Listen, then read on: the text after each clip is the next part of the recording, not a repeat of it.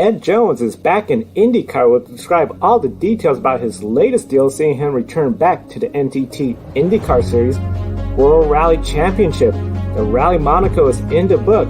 We'll tell you who won the event and how this affects the grid ranking and World Motorsports League, plus sim racing and real motorsports.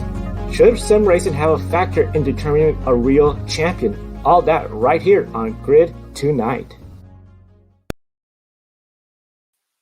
Hello, everyone, and welcome to Grid Tonight, your weekly motorsports news program. I'm Kobe Lambeth from the Podium Finish, and with me, as always, Joe Samaniego. Be sure to comment down below in the chat box, and we'll try our best to answer any questions you have. And we're getting ready for the Rolex 24 at Daytona with 3 straight days of Grid Network programming.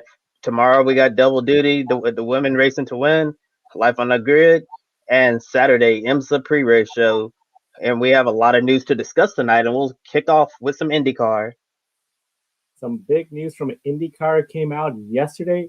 Very exciting, of course, for Ed Jones. Yesterday, Dale Coyne Racing announced Ed Jones will return to the NTT IndyCar Series, driving the number 18 Sealmaster Honda. Jones' last race in IndyCar was in 2019 for Ed Carpenter Racing on the road and street courses. His best finish was 6th at the Indianapolis road course that year. 2017, Jones drove for Coyne in his rookie season and really impressed a lot of people that year, including a 3rd place finish at the Indianapolis 500. Some folks believe he should have been Rookie of the Year. Of course, that year, Fernando Alonso, who led laps, took it. Then he moved to Chip Ganassi Racing in 2018. Things didn't really seem to work out. He lost his ride after that year, been out of it. Kobe, does this feel like redemption for Ed Jones? Yes, I do. It does feel like a redemption story to me in some sorts, because I remember Ed Jones's impressive rookie season with Dale Coyne Racing. I believe he was in the number 19 Honda at the time, and Ed Jones had a lot of fantastic runs and showed a lot of potential in his rookie season. And the thing is, he didn't really make a lot of mistakes in his rookie year, and finishing on the podium at the Indy 500. That's huge for any driver, but even bigger since Ed Jones was a rookie and inexperienced in IndyCar racing, and after that great season with Dale Coyne Racing, with his impressive drives, he had multiple impressive drives. Ed Jones got the big call to move up to Chip Ganassi Racing, and people thought that Ed Jones could potentially develop into an IndyCar star, but unfortunately, didn't even make it to year 2. Things didn't really work out there. I feel like it might have got caught up with Scott Dixon being there and trying to match Scott Dixon, and ultimately we know Ed Jones wasn't able to do that. And after one season, Ganassi, Ed Jones was left looking, picking up the pieces and signed with Ed Carpenter Racing on the road and street courses. As you mentioned, he had a few okay runs there. It didn't really work out. Tried to race in DTM last year, and that didn't work out either. And now Ed Jones is back in the IndyCar Series, and maybe the second time around will be better than his last stint at Ganassi. Definitely, as you mentioned, he was supposed to race DTM last year, but of course of the pandemic, those restrictions really ruined his plan. Kickoff 2021, Jones is going to be racing this weekend at the 2021 Rolex 24-hour with Scuderia Corsa in a Ferrari 488 GT3 with Ryan Briscoe, Marcos Gomes, and Brett Curtis. Then after that, he's going to focus on IndyCar. But definitely, it looks like redemption for him to come back, prove he belongs on the grid. Now, many were anticipating the announcement that Roman Grosjean will be on the racetrack. And of course, that did not happen. Are you surprised that we saw Ed Jones instead of Roman Grosjean announced yesterday? Yes, Joe, I was very surprised that it wasn't Roman Grosjean, and to be honest, Ed Jones wasn't even on my list of drivers who were looking at an IndyCar ride for 2021. I thought that honestly that Ed Jones's time in IndyCar passing the door was shut, but to my surprise, when I got the announcement that Ed Jones would be the new driver to number 18 Steelmaster Honda, I'm like, wow, I guess the door wasn't shut after all. So this is a great opportunity for Ed Jones to go back to the team that gave him his big break to race in IndyCar, and try to build upon his rookie season with that team, because showed a lot of great potential. And I'm really surprised that Dale Coyne took Ed Jones back, because I understand there were a few hurt feelings after that, and I remember comments from Dale Coyne after Jones left to sign with Ganassi. Based on those comments from Coyne, it really seemed like he was like really disappointed and shocked that Jones would leave the team. And I didn't think that he would give Jones another opportunity. But it's been a while since 2017, so if there were any hard feelings there, definitely a lot of time for it to pass. Time for pass, and of course, a lot of times when it comes to motorsports, one of the big things I've always said is seems like when it comes to a business deal, never say never. A lot of times something could pop up. This all seemed to pop up for Ed Jones' favor. Of course, speaking of Grosjean, it appears he won't be running full time in the IndyCar series. He told a French newspaper that the horrifying crash at Bahrain changed his life forever. After the accident, Grosjean doesn't plan to run any of the ovals, not even the Indy 500. Before the scary crash, he would have raced on the ovals, but having that scary crash, a near-death situation experience, changed his mind for the time being. We got to stress, however, he did not completely shut the door on oval racing by stating he doesn't know what the future will hold. Dale Coyne Racing plans to unveil a second driver next week. Will that be Roman Grosjean? I certainly think it's a possibility that it might be Roman Grosjean, but I don't know for sure. I do understand Roman Grosjean not wanting to do oval racing for now because of his scare accident at Bahrain. But if he decides to do the road and street courses, that'd be great because that'll be another ex Formula One driver trying his hand at IndyCar, and I'm sure Grosjean would really enjoy his time in the IndyCar series. And if Grosjean is only going to be running the road and street courses, then Dale Coyne Racing will need to announce another driver for the oval tracks of the Texas doubleheader, Indy 500, and then the short oval at Gateway. Yeah, it's definitely an opportunity for another driver to take care of those ovals. Of course, Ed Jones, he's going to be in the 18 full time. It's going to be a very exciting time for Dale Coyne Racing with Ed Jones, potentially Roman Grosjean, and another driver for the ovals. That is, of course, very similar to Jimmy Johnson. He is not doing the ovals. He got Tony Kanaan doing that. We want to hear from everybody. Do you think Roman Grosjean will be the teammate driving IndyCar next year? And who will be doing the ovals? Be sure to mention in the chat room. Now, some other IndyCar news that did come out. James Hinchcliffe is back full time. He will race with Andretti Autosport in the number 29 Honda. Hinchcliffe will be sponsored by Genesee for 10 races. Remaining sponsors deals will be announced at a later date. Last year, Hinchcliffe ran a select number of races in the number 29 Andretti Autosport Honda. Then he completed the final 3 races of this year in the number 26 Gamebridge after Andretti released Zach Beach from his contract. Now, Hinchcliffe was supposed to be an Arrow McLaren SP, but in late 2019 was rideless entering the 2020 season. Many were critical of how Arrow McLaren SP handled the situation with Hinchcliffe, leaving him without a ride, and he's one of IndyCar's most popular drivers. Now, like Ed Jones, Hinchcliffe will have an opportunity to redeem himself as one of the IndyCar most popular drivers return to the grid full-time, proving that he still belongs in the series. World Rally Championship's first event of the 2021 season is in the books, and Sebastian Ogier took the win at Rallye Monte Carlo. Ogier held off teammate in 2020 title rival Elfyn Evans. Thierry Neuville finished third in the Hyundai to round out the podium finishes, but the big shot was Ott Tonic, DNF due to a flat. Joe, for all the fans out there who aren't familiar, why was Tonic unable to finish, and why did he receive a penalty? So one of the big things that make World Rally Championship very unique is that the cars are street legal. A lot of times when they go from one stage to other stage, they're driving those vehicles on public roads. In the case of Ott Tonic, he had a flat tire. Now, all the World Rally teams have one spare tire on board, but they got a second flat tire. A lot of teams were anticipating snow. We didn't see the snow. It really chewed up the tires greatly. So he had 2 flat tires, and the rule says if you don't have 4 free-moving wheels, you are out. So he was unable to finish. He was in the top 4, fell out of the race, missed opportunity for points, and especially second season with Hyundai, he was really hoping for a good finish. Because of that rule infringement, he received a penalty. If he was to again break this rule, which chances are pretty slim, this was, of course, due to a bad decision when it came to selecting the right tire.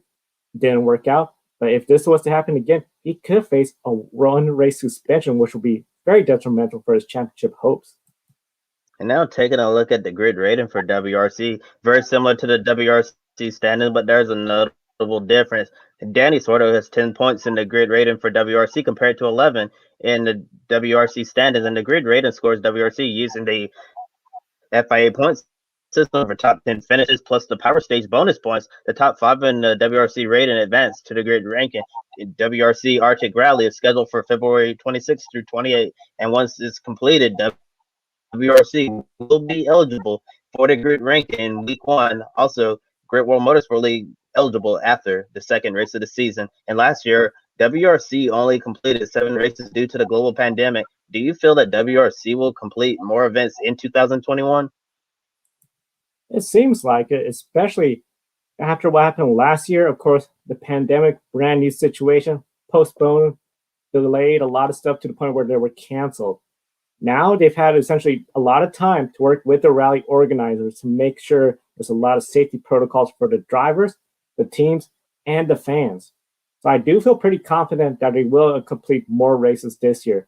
I can only imagine they do have contingency plans in place.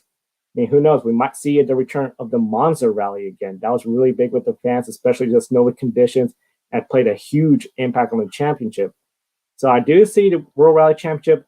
They're going to complete more races. And of course, with that, a more accurate grid ranking score. It'll be really exciting to see how everything turns out for World Rally Championship. Yeah, we're definitely hoping for more races in World Rally Championship, and also, like you mentioned, it's really important for contingency plans to be in place because you never know what's going to happen. There might be some canceled rallies in it, and if that happens, need to have a backup place to go to. And on Sunday, the worlds of NASCAR and the NFL will collide due to the pandemic. The NFL won't be having its annual Pro Bowl this year, displaying all of NFL's All-Star players. However, they will be having a virtual Pro Bowl using the Madden NFL 21 video game. NASCAR driver Bubba Wallace has been invited to participate in the virtual event. Bubba will be representing the NFC with Marshawn Lynch, aka Beast Mode, Jamal Adams from the Seattle Seahawks, and Kyler Murray from the Arizona Cardinals. This is a huge win for NASCAR to have one of his drivers participating in an event with NFL All-Stars and celebrities like Snoop Dogg. Have one of the most recognizable names in the sport get his name out there in front of a new audience and potentially bring more fans back to NASCAR. Last year, New Orleans Saints running back Alvin Kamara attended the Cup race at Homestead Miami Speedway to cheer on Bubba Wallace, so this definitely isn't the first time these worlds have collided, but I'm sure that it certainly won't be the last. Definitely won't be the last. And one of the things where we're seeing worlds starting to collide is sim racing and their role in motorsports. GT World Challenge, powered by AWS, has a new title sponsor, Fanatec. Fanatec actually produces sim racing equipment for enthusiasts that includes steering wheels, pedals, and gear shifting equipment. Many have seen Fanatec as one of the leaders in the growing sim racing equipment. Their role as a title sponsor indicates the presence of sim racing in motorsports event, and a new concept is coming with that sponsorship. During the Fanatec GT World Challenge powered by AWS, teams racing have a new way to earn points. During all 5 rounds and the total 24 hours of Spa, there will be an e-sport race. Teams of both Pro and Silver will nominate a racing driver, not a sim driver, to participate in that virtual sim racing event. This is the first time we'll be seeing racing on the track and sim racing to earn championship points. Fanatec hopes to see more series incorporate sim racing with their championship series. However, some fans are critical of this move as it moves away from the purity of motorsports. 2020 saw a large increase in sim racing as the global pandemic halted motorsports for most of March, all of April, and July is when essentially we started seeing everyone return back to racing. The popularity of sim racing has grown to include events like the 24 Hours of Daytona iRacing event last weekend. That event saw a mix of sim racers, professional racers, including Fernando Alonso, Rubens Barrichello, and Tony Kanaan. We also seen sim racers and drivers land in real-world trouble because of the consequences and actions during the event. This includes Bubba Wallace losing Blue Emu as a sponsor for rage quitting. Daniel Abt was terminated by Audi for having a sim racer race in his spot. And Kyle Larson was terminated and suspended by NASCAR for the 2020 season after saying a racial slur online. Kobe, initial reactions with the news about Fanatec and GT World Challenge adding this new element to the racing series. I'm in favor of sim race. I'm in favor of GT World Challenge Europe, but what I'm not in favor of is the virtual element of this impacting a real life championship. I think if they're going to do something like this, that should be something completely separate, like we see with the NASCAR professional iRacing series here in America, where these real life teams will hire sim racers to drive for their virtual teams, and it would be something completely separate, and it would be recognized as a championship like NASCAR does with iRacing. But I just don't know how I truly feel about having the sim racing play a role in a real life championship, where let's say and we've seen where some drivers in real life, when they get on the sim, iRacing and all of that, they're not so good at that, but they're awesome in real life. If we have one of the top drivers in GT World Challenge Europe get on the sim, and he's not that great at all, and he does really badly and lose out valuable championship points when we get to the end of the season, and if and and when it all comes down to if he would have performed better in the virtual element of the championship, and they would have won the real life championship if he had scored more points there, then I think there might be some outrage there. I hear you, and definitely want to thank everyone participating in the chat room, including our fans out there. Alyssa, thank you for the comments. Definitely encourage everyone to participate in our chat room. When it comes to motorsports and introducing sim racing, I feel like it was just a matter of time till we got this question: how much should sim racing impact motorsports? GT World Challenge, you don't exactly have the biggest fanfare right now. Of course, some of the bigger sports, Formula One, NASCAR, IndyCar, huge fan following. I feel for GT, this is a good way to get their name out there to new fans and hopefully get some people excited. Like, hey, I could race against a driver during one of their events and make it sort of, I would call almost like a, not just a watching event, but an interactive event. You're watching the Total 24 Hours of Spa. You're racing a sim race with the drivers from the Total 24 Hours. That could be really exciting. But definitely I understand when it comes to the purity of motorsports, this might be seen as not exactly a great idea.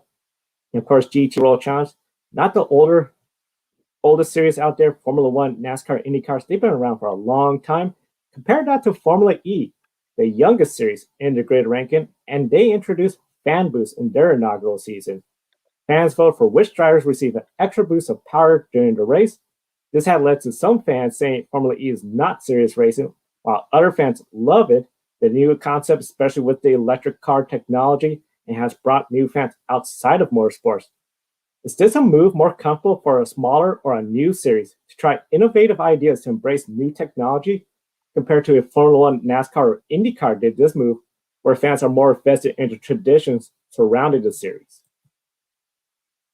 Yeah, I don't think it can hurt GT World Challenge Europe for trying it. While I oppose something like this, I'm willing to give anything a chance, and I will give this idea to combine sim racing into a real life championship a chance to see how it works, and if it's something that's not going to really impact the drivers' championship at the end of the day, then okay, then maybe it's not a big deal. But if it comes down to the end of the season, and the virtual element of this championship plays a role in determining the champion, then I'm sure that it's not going to go over well in the end. But since GT World Challenge Europe, yes, it's a really popular GT racing championship in Europe.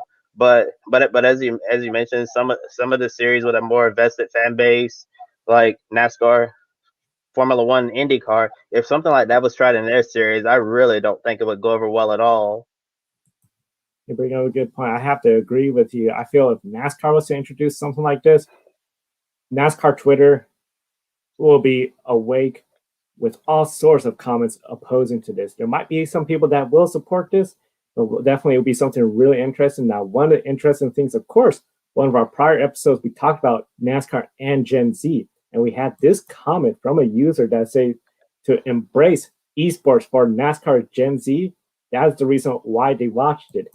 Very interesting, especially that was before we announced we were going to discuss this topic, and we have a Gen Z fan saying how much they embrace the technology and how racing should embrace it.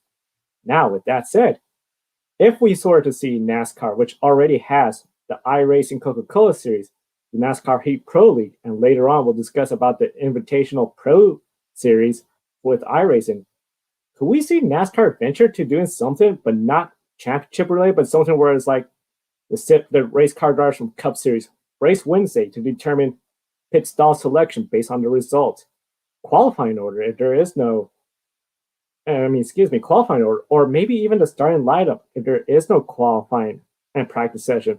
Would that be something fans would be more welcoming compared to points that could determine a champion?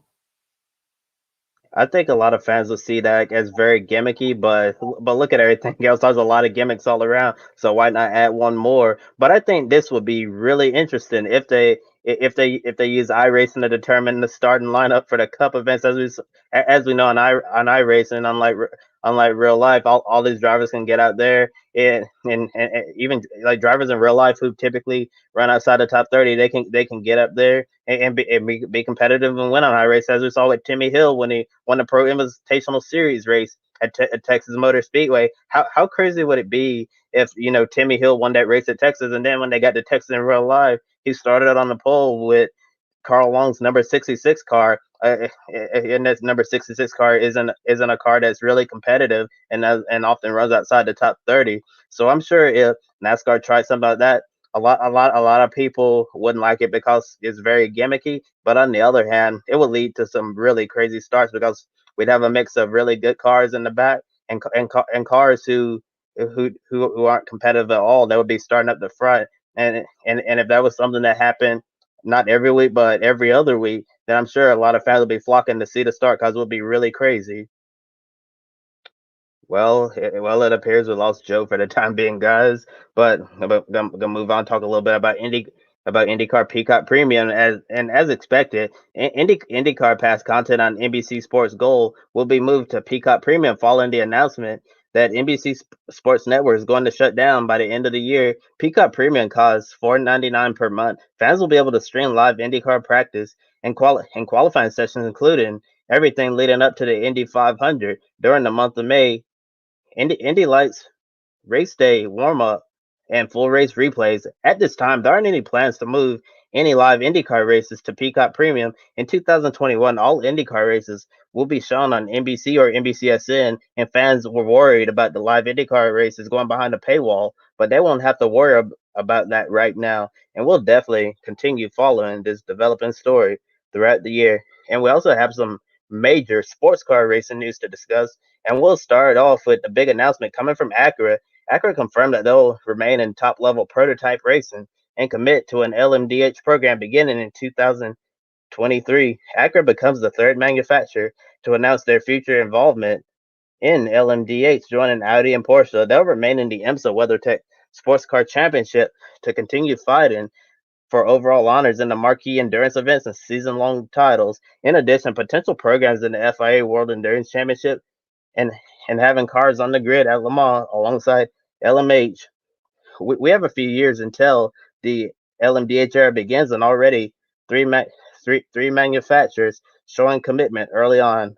Red Bull Advanced Technologies will design a concept chassis for a new class set to be introduced at the 24 Hours of Le Mans in 2024. Red Bull will work closely with Orica in the next few years in preparation for a hydrogen-powered car. Pierre Filon, president of the ACO, says the hydrogen class offers a promising future for zero carbon motor racing. I remember when everyone got so excited about hybrid technology in the LMP1 class and how the teams would develop the technology, pushing the cars to its absolute limit. Yeah, so it's really gonna be interesting to see how the Red Bull hydrogen car works out. And next, gonna look at some Extreme E updates. And with a little over 3 months away, Extreme E is continuing to produce more exciting partnerships. On Monday, Jensen Button announced that he was entering the Extreme E season as an owner driver. No word on his female driver. All teams must have gender equality when it comes to the driver lineups, and he is the third Formula One world champion to participate alongside Lewis Hamilton, Nico Rosberg. But unlike Hamilton and Rosberg, Jensen Button is the only one who's going to be racing in Extreme E. Chip Ganassi Racing announced that they partnered with GMC Hummer for their Extreme E team. The deal will see a Hummer EV design vehicle with GMC and Hummer badging. It is the first time GM is entering an electric racing series. This could be an indication that GM might look into the electric racing scene. Now it's time to end our program with some quick takes. Some quick takes, and definitely great job, Kobe. Thank you for taking care of some technical difficulties here with the winter storm. Hendrick Motorsports pit crew prepare for the 2022 NASCAR Cup Series car interview with Sports Car 365. Action Express Racing team manager Gary Nelson discussed that NASCAR Next Gen car is going to, of course, have one wheel lug nut. So members of Hendrick Motorsports are coming to service the number 48 Allied Cadillac DPI. It will serve as a practice for 2022 when NASCAR does switch to that new single lug nut. Nelson considered to participate in the Rolex 24 as an incentive to get a head start with a new style of pit stop before the fellow NASCAR competitors get that opportunity. I'm glad that you're back, Joe, because I'm totally out of breath. And Denny Hamlin is planning to participate in some super late model racing. In an interview with Dustin Long from NBC Sports, Hamlin wants to get back to his roots on the short tracks. While Hamlin does have experience with late models, he's interested in super late model racing, to be specific. Right now, the plan is to run select super late model races and end the year competing in the prestigious Snowball Derby. Jordan Anderson is moving up to the NASCAR Xfinity Series this year. After being a regular in the Truck Series, he will drive the number 31 Chevrolet Camaro full-time and go for Rookie of the Year honors. Anderson acquired some cars from Richard Childress Racing with ECR engines. Jordan Anderson still plans to race in the Truck Series some events, particularly the season opener at Daytona, the number 3 Chevrolet Silverado. Throughout 2021 Truck Series season, the team plans to have several drivers run in that truck.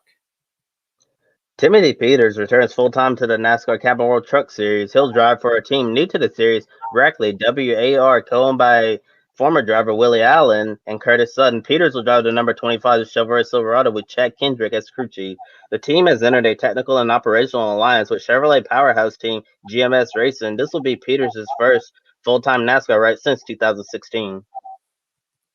Brian Vargas will race full-time in the NASCAR Xfinity Series with JD Motorsports.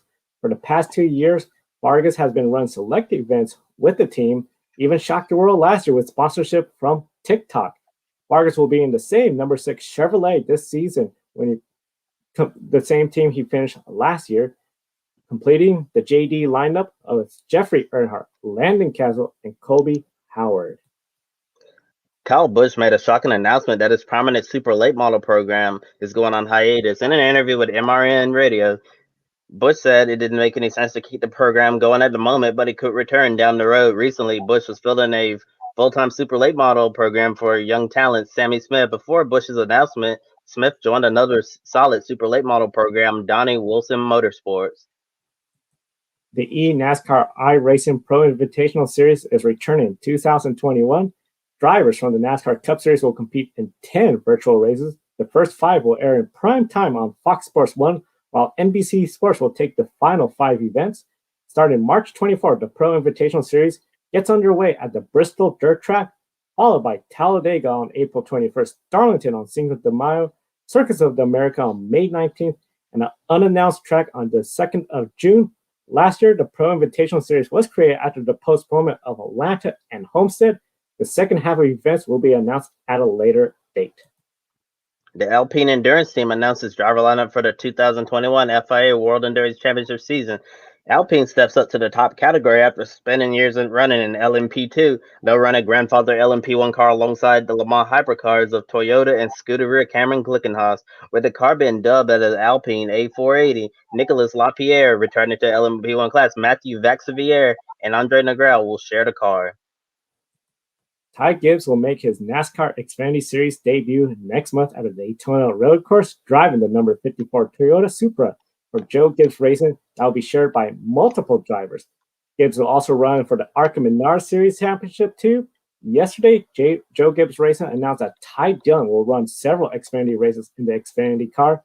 Dillon will be in the number 54 as the season opener in Daytona, followed by Homestead Miami, Las Vegas, and the Talladega race in spring. Martin Truex Jr. will drive the Atlanta race, and then Denny Hamlin will run the annual race at Darlington. Kyle Busch is one of the all-time winningest drivers, and he will be in that race car as well. We encourage you all to take 5 minutes after the show and join our Patreon and share our page with your followers. We are very transparent with your investment in Grit Network. We truly appreciate calling our first Patreon supporter. Have your name on our program and click on the link in the video description to join our Patreon. Be sure to get your furry friend goodies from Paw Bless. 10% off your purchase goes to helping a dog in need. It's a good cause, and Grit Network viewers will get a discount. Click on the link below. And we definitely have a busy next few days here at Grit Network. Tomorrow, 2 shows starting with the Women Racing to Win in the afternoon, then a brand new episode of Life on the Grid in the evening with young upcoming NASCAR driver Roger Carruth and music from New Dude. Saturday, a special Grit Live Rolex 24 pre-race show at noon Eastern. And despite all of the technical difficulties tonight, we made it, everyone. And that's all we have for you today, folks. For Joe Samaniego, I'm Kobe Lambeth from the Podium Finish. Thank you for watching. We'll see you next time. Joe Samaniego here. Wanted to invite you to go check out Paw Bless. Paw Bless is a dog clothing and accessory company based in Austria. 10% of each of your purchases goes to helping dogs in need, whether it's homeless, sick, or ill dogs. This is one of the reasons why we support it. Kiska here is a rescue dog from rural Alaska and our Grid office dog.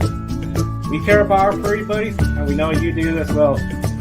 Definitely check out pawbless.com. There's a link on the video description, and by clicking on that link, you get a 10% discount on your purchase as well.